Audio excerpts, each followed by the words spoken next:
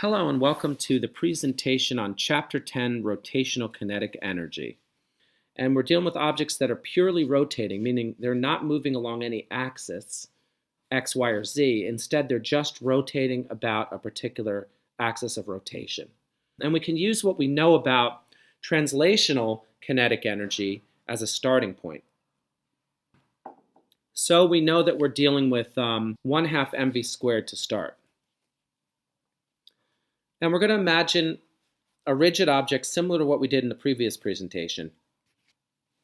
And that object's rotating about an axis in space, and it's rigid, meaning all the points on the object stay at the same relative distances to each other as this object rotates.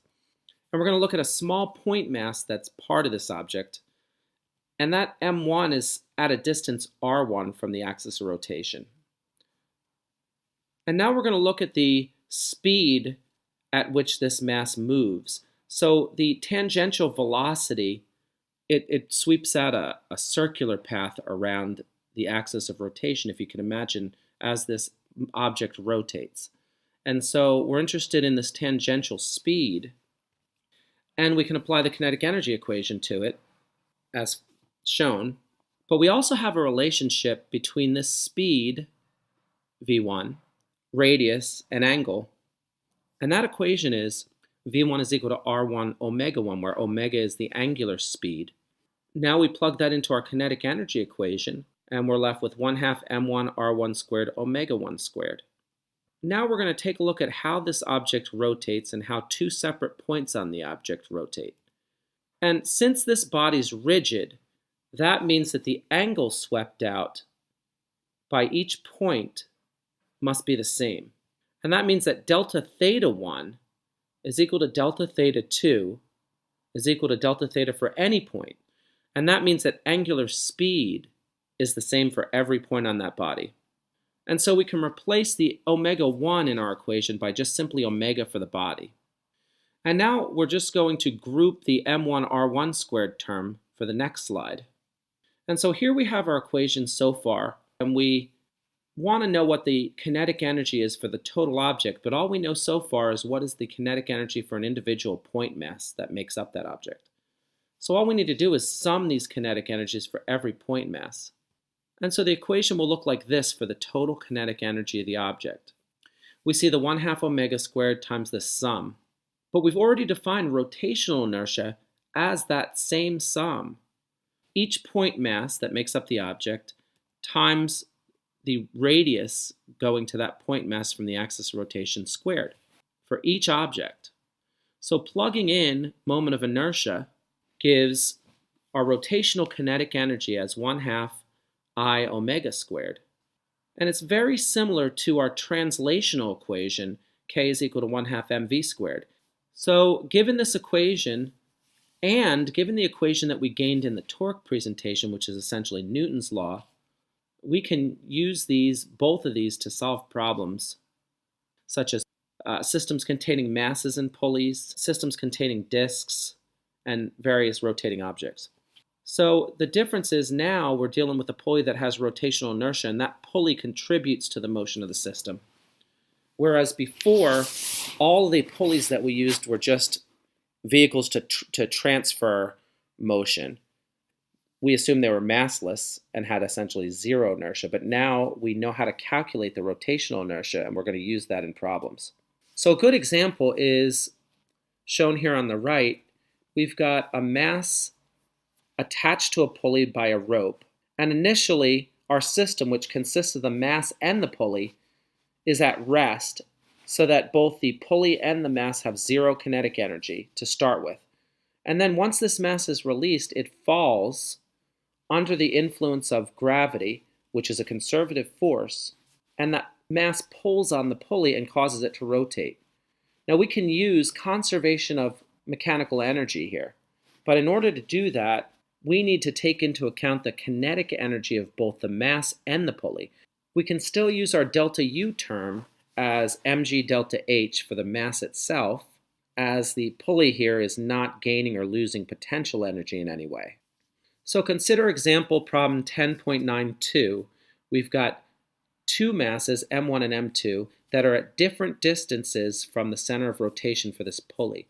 So we can see we're going to get different torques for these masses. And we're given quantities here where R1 is 0.5 meters, R2 is 0.2 meters, M1 is 1 kilogram, M2 is 2 kilograms. The problem wants us to determine the angular acceleration of the pulley and the linear acceleration of the weights. Later on, we're going to calculate velocities and speeds as well.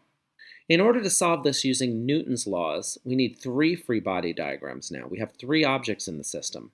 So our system consists of mass 1, mass 2, and the pulley. You know how to do the free body diagrams for mass 1 and 2. We've done it before. And here I'm assuming acceleration direction of upward for mass 1 and downward for mass 2. Now we can't assume that both move up and both move down, because that would mean that the rope would snap or compress, and that's not the case. So these acceleration directions are correct as far as what I've assumed. I've assumed that mass 2, since it's heavier, is going to pull down on the system, and we'll see if that's the case. Now we need a free body diagram for the pulley. This is like a torque free body diagram. Basically, we're going to say that the sum of the torques is equal to I alpha. So we're drawing tension force 1, pulling down at a 90-degree angle to radius 1, which is our lever arm, and tension force 2 pulling down at a 90-degree angle to R2, which is our lever arm. And alpha, in this case, I've assumed rotation about the negative z-axis, and that comes from simply the way I've assumed my A1, right? So A1 determines the direction for A2 and for alpha here. Keep that consistent amongst objects. You might look at this pulley and say, well, don't I already know my tension force? Isn't that just Fg1? And isn't tension 2 Fg2? But that is actually not true. So if you look at the free body diagram for mass 1, for instance, if F tension 1 equaled Fg1, then acceleration would be 0 for that object. And we know that that's not the case. So we can't assume Ft1. We can't assume Ft2. We need to solve for them. So let's start by plugging in for Newton's second law using this free body diagram 1. Tension force minus m1g is equal to m1a1. Then we're going to look at the free body diagram for mass 2. And here we're saying tension force 2 minus m2g is equal to negative m2a2. Why did we put a negative sign there? So we've discussed this in class. If the left-hand side is positive, tension force is greater than m2g, then the system's going to be accelerating upward. But we've assumed a downward acceleration is positive. And so we need to put the negative sign in there to counteract that. So we have equation 2 here. And please understand why we add that negative sign. It's extremely important to keep our signs consistent, or we'll get incorrect answers. Now we need to look at the free body diagram for the pulley. And here we have sort of the same thing where I've assumed a particular acceleration direction. But if my torque on the left side of the pulley is greater, I'm actually going to have a negative angular acceleration. So I need to counteract that by putting a negative sign in front of I alpha. So we have three equations here, but we have 5 unknowns highlighted in red here. We've got our 2 tension forces, our 2 accelerations, and our angular acceleration. So we need 2 additional equations, and where are we going to get those? Well, we have relationships between angular acceleration, radius, and tangential accelerations. So if we know that m1 accelerates with a1, points on the rope are going to have the same acceleration as m1. And that means that points on the pulley itself where the rope makes contact also are going to have the same acceleration. And that means that tangential acceleration on the surface of the pulley equal a1 and a2. The equation then becomes tangential acceleration a1 is equal to r1 alpha, and tangential acceleration a2 is equal to r2 alpha. So that's equations 4 and 5. And that gives us our 5 equations for 5 unknowns. And now all we need to do is take our given quantities, plug in whatever we can as far as variables go, and then we need to back substitute. So this is solving 5 equations with 5 unknowns here. And the way that I did this in this presentation is I plugged in tension force from each of the equations 1 and 2 into equation 3. So equation 3 is really my key equation here.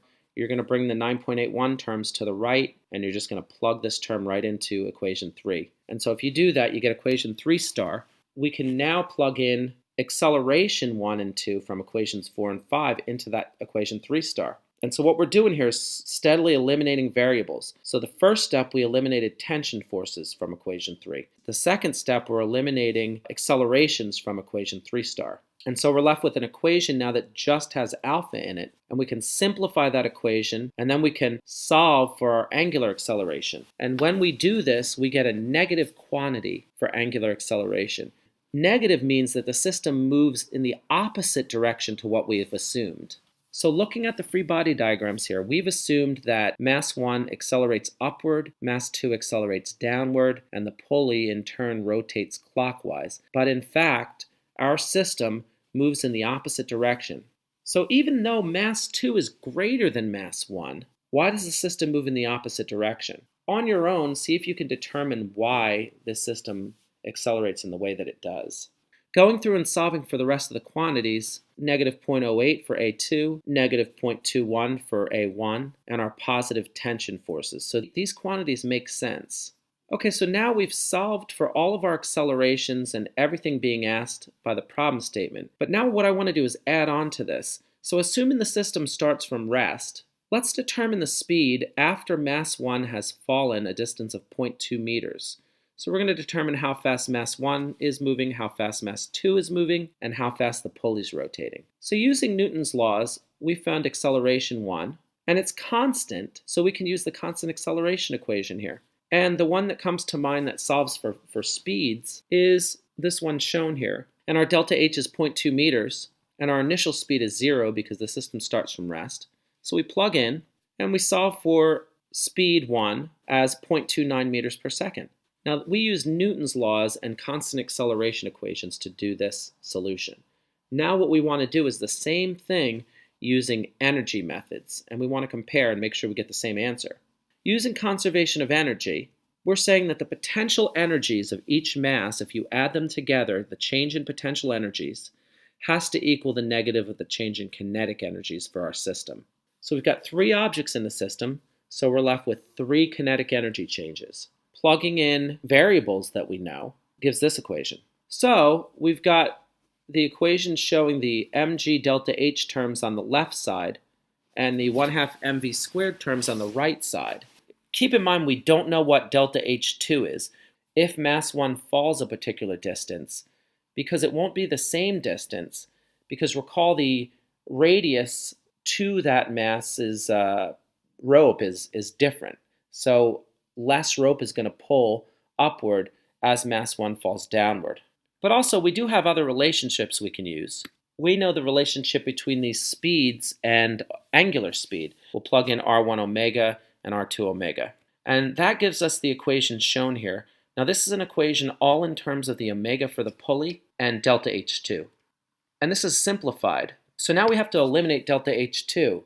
But we have a relationship that says that our delta H, which is the distance that the mass has moved, also in turn is the distance that the rope has moved, also in turn is the distance that the points on the pulley have moved. So this is really arc length. And so the relationship between arc length and radius and delta theta is shown. So combining these 2 equations together, we can solve for delta H2.